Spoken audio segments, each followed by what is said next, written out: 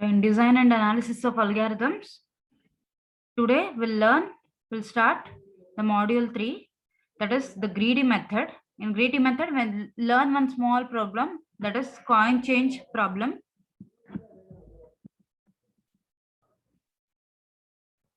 Greedy method. In greedy method, most of the problems have n inputs and requires us to obtain a subset that satisfies some constraints. So in greedy method, we'll be having n number of inputs and it requires us to obtain subset that satisfy some constraint. Okay, subset of the input that satisfy some constraint. Any subset that satisfies those constraints is called a feasible solution. Subset of the input that satisfy the condition. Constraint means will be having certain condition which matches that condition. It is called a feasible solution. We need to find a feasible solution that either maximizes or minimizes a given objective function. So it depends on the problem again. So some problem requires maximization of the solution. Some problem requires minimization of the solution. So among the feasible solution, all the solution that satisfy the conditions is called the feasible solutions. Among the feasible solutions, we have to find the one which maximizes or minimizes the solution depending on the problem. A feasible solution that does this is called an optimal solution. Okay, the feasible solution that matches this, that is minimization or maximization, depending on the problem, which matches this, it is called as optimal solution. So remember the concept of feasible solution and optimal solution. The greedy method suggests that one can devise an algorithm that works in stages considering one input at a time. So here greedy method works in stages, level by level it works. And it will consider for each stage or for each level, it will consider one input at a time. At each stage, a decision is made regarding whether a particular input is an optimal solution. This is done by considering the inputs in an order determined by the some selection procedure. So in every stage, it will consider including this input, including the particular input will give us an optimal solution or not. It will check in every stage. And it will be done by considering the inputs in an order. So we can take the input in an order. For example, in sorted order, we can take determined by some selection procedure. If the selection procedure again depends on the problem again. So for example, I told you the selection procedure can be in sorted order. Input can be in the sorted order. If the inclusion of the next input into the partially constructed optimal solution will result in an infeasible solution, then this input is not added to the partial solution. So in every stage, whatever we are considering the input, so it is called as partial solution. If it can be included into the optimal solution, then it will be called as partial solution. And if a particular input, if it including that, it will give you infeasible solution. If it is not feasible, then that input will not be added or it will be discarded from the partial solution. The selection procedure itself is based on some optimization measure. This version is called subset paradigm. Again, selection procedure, selecting particular input, it is based on optimization measure. Depending on what kind of optimization measure we are using, depending on that we have to select the input. This version is called subset paradigm. Okay, we'll learn the subset paradigm with examples. You'll come to know about it. Okay, so consider this algorithm. This is the general control abstraction for the subset paradigm.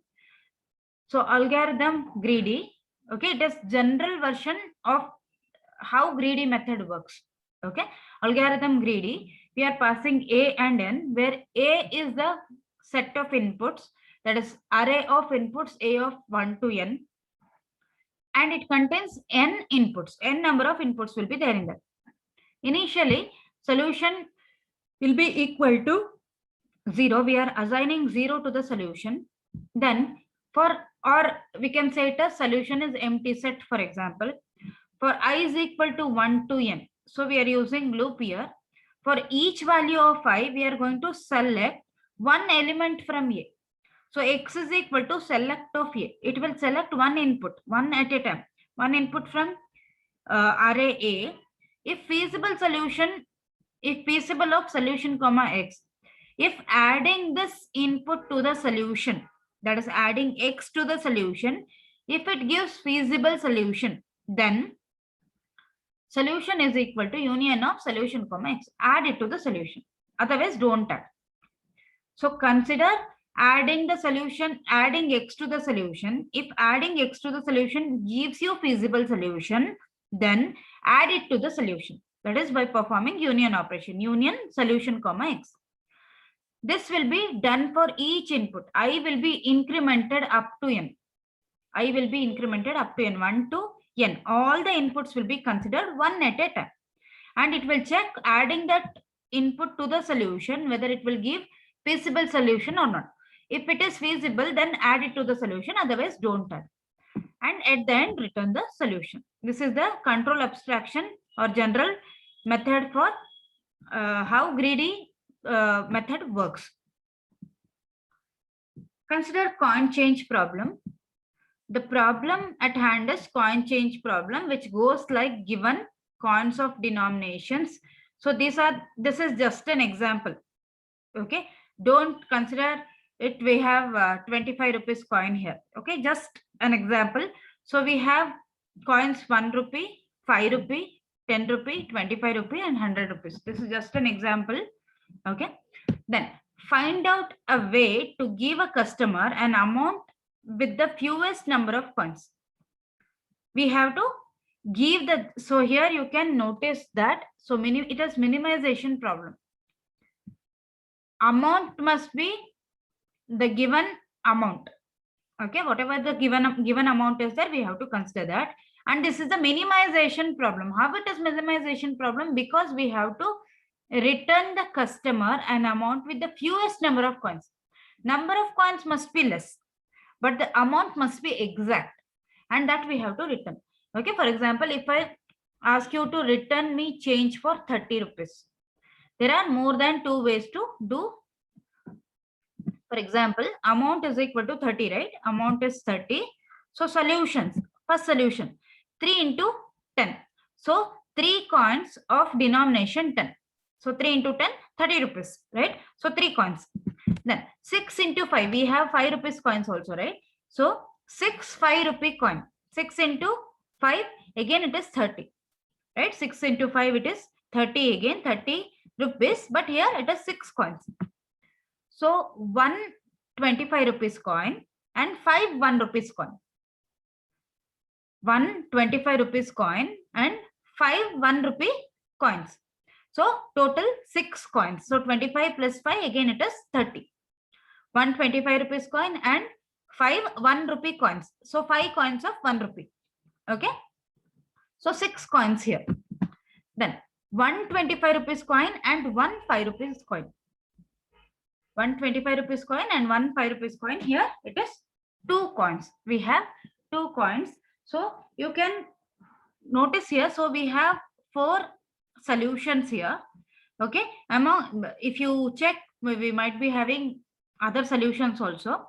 Okay. So here, among these 4 solutions, we can select the one which is having less number of coins.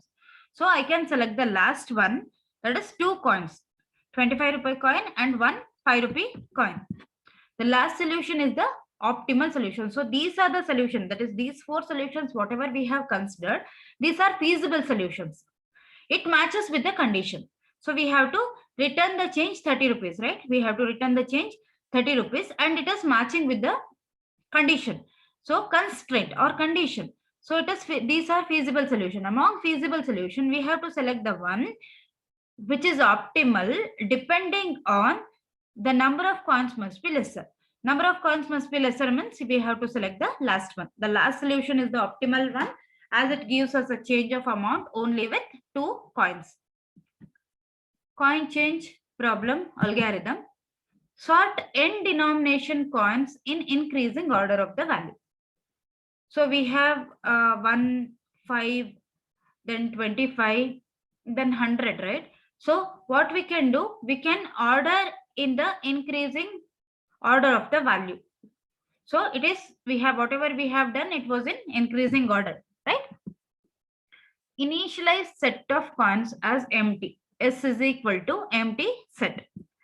While amount is not equal to 0, amount is not equal to 0 until amount becomes 0. Until amount becomes 0, we have to execute the steps followed by while loop.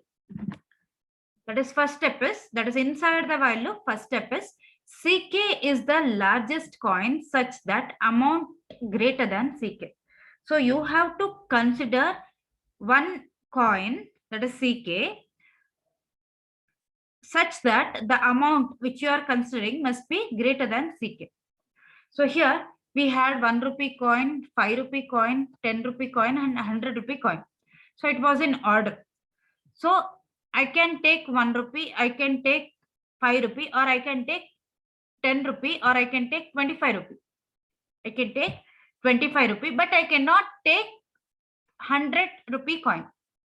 I cannot take 100 rupee coin because amount is 30 here, right? 30, and the value which you are considering, the coin you are considering must be lesser than this amount.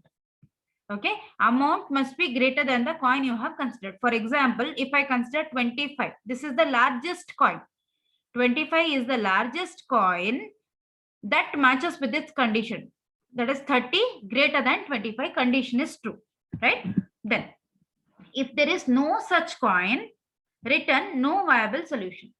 If such solution is not present, then return no viable solution. Solution is not possible. Else, include the coin in the solution. So 25 rupees coin will be included in the solution. So 25. Okay. Then decrease the remaining amount is equal to amount minus CK. So amount was 30. 30 minus coin we have considered was 25. So 30 minus 25, which is equal to 5, that will be assigned to the amount. Again, while loop condition will be checked. Amount is not 0. Yes, amount is not 0. Again, consider CK. Now amount is 5 now. Okay, remaining amount is 5 now. We have considered 25 already. 5 is the remaining amount. So CK, so we have to consider the next largest coin, that amount greater than or equal to CK. Okay, so next largest coin is, we can consider, we have 1, we have 5, we have 10, we have 25, we have 100. So it matches with 5. Okay, 5 here the condition must be greater than or equal to. Okay, 5 greater than or equal to this coin. So condition is true. So condition is true. You can consider that 5 rupee coin. If there is no such coin, we can return the no viable solution, but we have a coin here. So include the coin in the solution. So with 25, include the new coin with 5, denomination 5. Decrease the remaining amount is equal to amount minus CK. So amount is 5. 5 minus coin which we have considered is also 5. 5 minus 5 which is equal to 0. So amount is not 0. Now amount is 0. So it will come out of the loop and it will return the solution. Okay. I hope you understood the concept. So this is the coin change problem algorithm. This is how it works. So this is one of the greedy method, that is coin change problem. We have many other greedy method that we have to learn. That is, we have knapsack problem. We have that is spanning tree generation problems, like we have Prim's algorithm and we have Kruskal algorithm on that. Okay, we have many algorithms to learn. We'll continue in the next class.